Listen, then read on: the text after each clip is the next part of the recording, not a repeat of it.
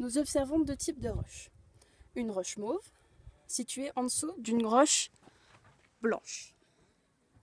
Elles ont un aspect feuilleté, avec des strates, qui nous indiquent que ce sont des roches sédimentaires. Les roches sédimentaires se forment par accumulation de matériaux au fond d'un bassin. Nous avons effectué le test de l'acide chlorhydrique.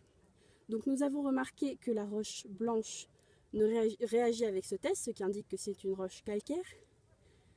Cependant, la roche mauve n'a pas réagi avec ce test. En effet, cette roche est appelée radiolarite.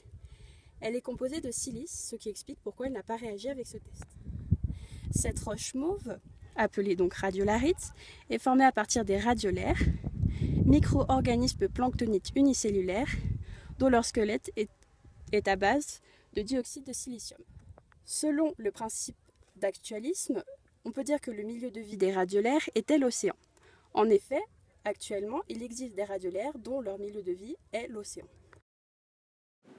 De plus, au microscope électronique, nous pourrions observer des organismes marins.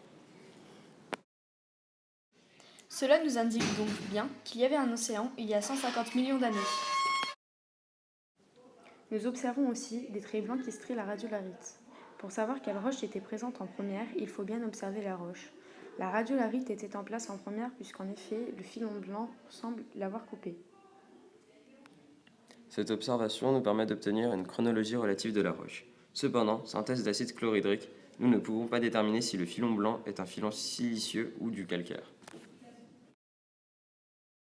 Nous pouvons aussi nous étonner de la localisation de cet affleurement de radiolarite. En effet, il se situe bien loin de la couche de croûte océanique sur laquelle il est censé reposer. Les matériaux n'ont pas tous la même résistance aux contraintes. Lors des mouvements de convergence, la couche sédimentaire a flué un peu plus loin que les basaltes, couche sur laquelle elle est supposée reposer.